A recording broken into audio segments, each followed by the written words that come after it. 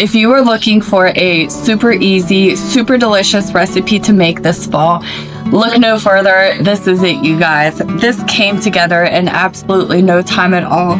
It is so delicious. If you need a party to go to, or if you just want to make it for yourself to enjoy, this is it. This is so good, so easy.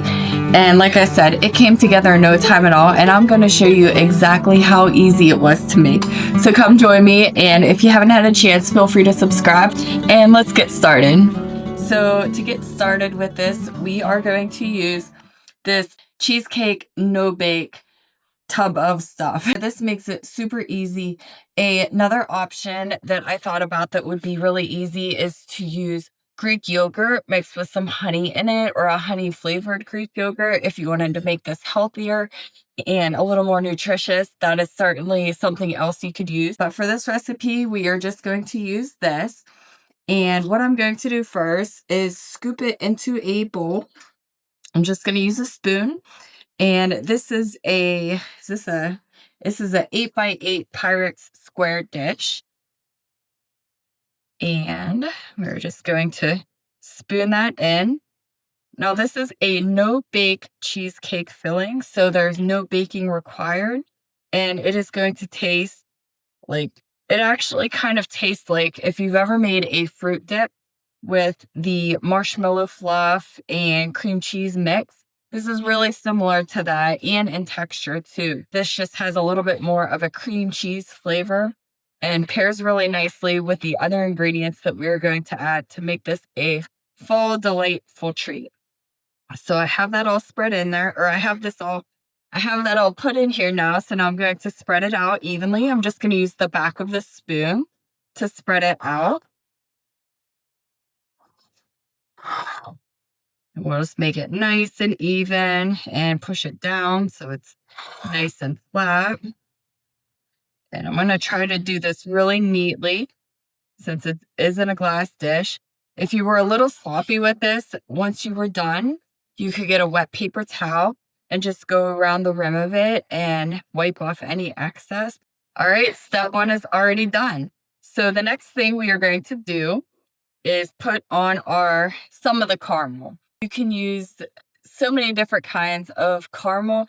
In my previous video, when I showed how to make chocolate caramel covered apples, I showed you all the different kinds of caramel that you can use. And this is the leftover caramel from me making those apples. There's many different options when it comes to caramel, but this is what we are using today. So I'm going to go ahead and pop this in the microwave just to warm it up. I don't want it too hot, just so that it will be easy enough to spoon on the top. So I'll be right back once I do that. All right, we got our caramel all heated up, and this is the kind of consistency of it. So as you can see, it's not as runny as if we were making candy apples, but this will be perfect for getting it set on the top and spread around. Something I wanted to do that I forgot is I want to make a single serve portion of this too, just to show you. So I'm going to steal just a little bit of what I have in here to do that. And this would be something really great for if you're having a party and you want to have just little single serve cups of this, then this is exactly what you would do. This would be perfect for a party. And so then I'll just go ahead and smooth that back out. All right, we're ready for the caramel. So like I said, we're just going to kind of spoon this on top. Just going to make little kind of dollops everywhere.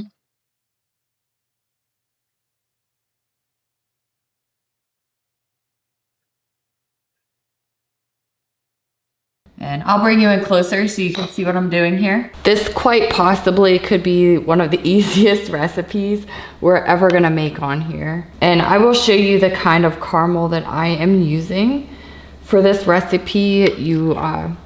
For this recipe and this amount of cheesecake, 1 can would be more than enough. I don't even know that we would use a whole can for this. All right, and I am going to call that good. Let's see, one more spot I wanna get. All right, so now I'm just gonna grab a flat knife spatula and go ahead and give that a swirl to get that spread out.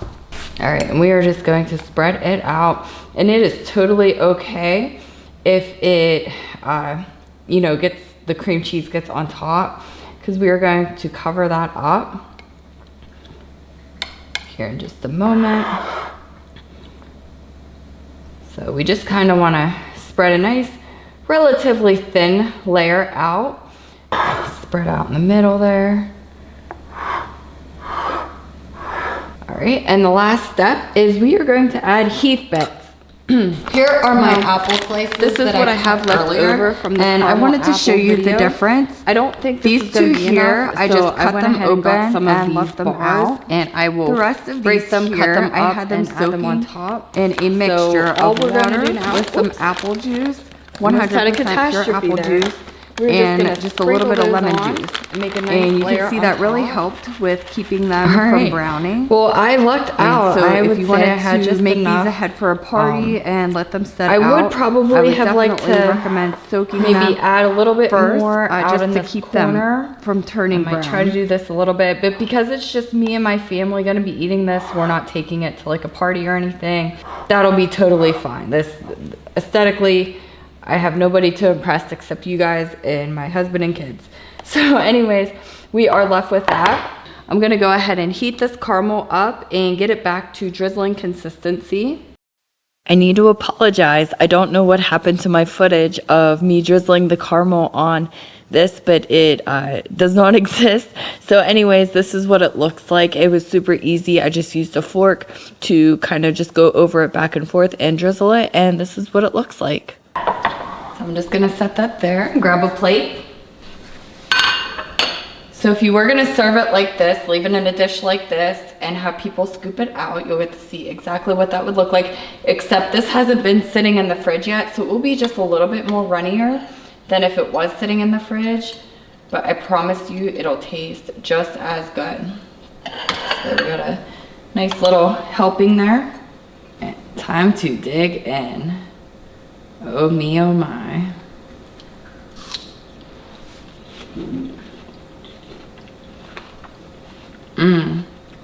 That is so good. If you wanted the flavor of eating a caramel, sorry, I'm talking with food in my mouth. Let me finish this bite. If you were craving eating a caramel chocolate covered candy apple, but didn't want to go through all the work of dipping the apples, I'm telling you, this is the next best thing. Thank you again so much for hanging out with me while we make this super quick, easy recipe. I hope you enjoyed the video. If you get a chance, subscribe. I'd love to see you in the next one, and we will see you in the next one. Have a great night. Bye.